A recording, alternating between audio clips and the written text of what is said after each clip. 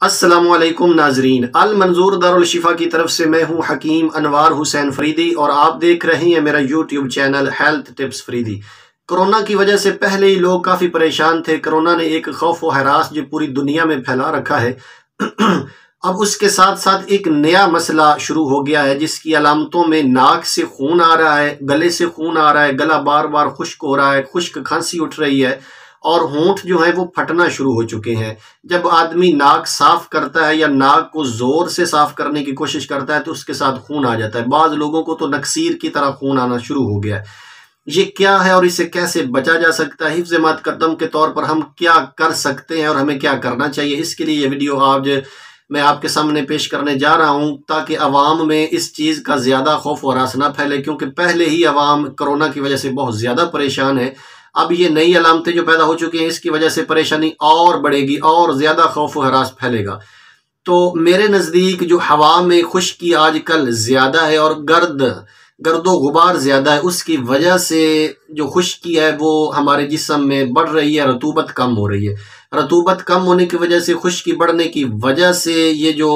ناک میں انفیکشن ہو رہی ہے، گلے میں انفیکشن ہو رہی ہے، ناک سے خون آ رہا ہے، گلے سے خون آ رہا ہے، ہونٹ خشک ہو رہے ہیں اور ساتھ میں خشک کھانسی اٹھ رہی ہے، یہ صرف اور صرف اسی وجہ سے۔ حفظ مقدم کے طور پر ہم کیا کر سکتے ہیں؟ اس کے لیے ہمیں سب سے پہلے تو چاہیے یا تو مکھن یا دیسی گھی یا پھر سادہ ویزلین، ان تینوں میں سے جو چیز بھی ملے اس کے ساتھ آپ نے اپنے ہونٹوں کو تر رکھنا ہے۔ دوسرا، ناک میں جتنا جہاں تک انگل جا سکتی ہے وہاں تک اپنے ناک کو وہ جو کیا کہتے ہیں کوڈ کر دیں، ویزلین کے ساتھ، گھی کے ساتھ، مکھن کے ساتھ، جو بھی ہے انگلی کے ساتھ ناک میں بھی اچھی طرح وہ لگا دیں۔ اور ساتھ میں پہلے ہی ہم کرونا کی وجہ سے ماسک کا استعمال کر رہے ہیں، جب بھی ہم باہر نکلیں تو ماسک کا ضرور استعمال کریں تاکہ جو ہوا سانس کے ذریعے، ناک کے ذریعے، منہ کے ذریعے اندر جائے وہ زیادہ سے زیادہ چھن کر اندر جائے، صاف ستھری ہوا اندر جائے تاکہ انفیکشن کا جو خطرہ ہے وہ کم سے کم رہے۔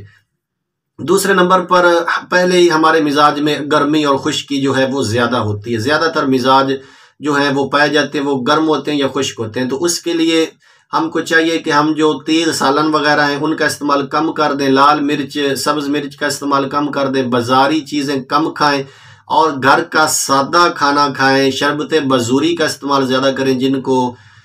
وہ کیا کہتے ہیں شوگر نہیں ہے وہ شربت بزوری کا استعمال زیادہ کریں، سالن کا استعمال کم کر دیں، چائے کا استعمال کم کر دیں، یعنی خشکی پیدا کرنے والی چیزوں کا استعمال کم سے کم کریں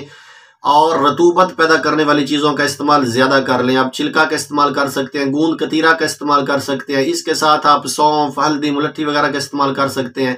اور ساتھ میں حفظ مقدم کے طور پر آپ شربت توت سے جو ملٹھی والا ہو وہ گھر پر لائیں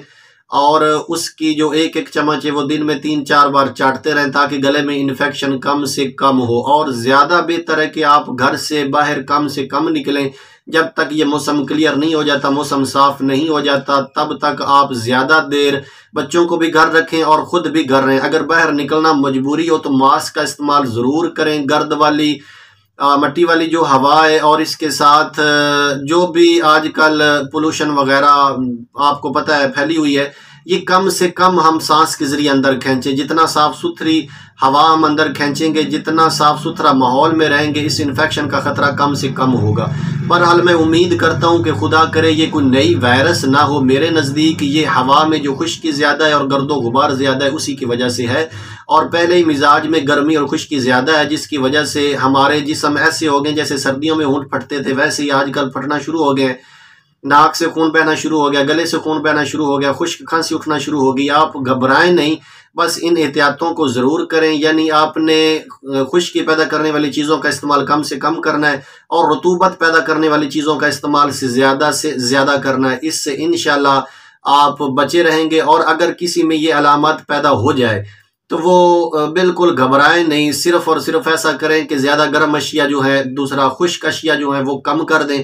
اور ٹھنڈی اشیاء کا، رطوبت پیدا کرنے والی اشیاء کا استعمال زیادہ کر دیں، جیسے فلودہ وغیرہ ہے، شربت بزوری ہے۔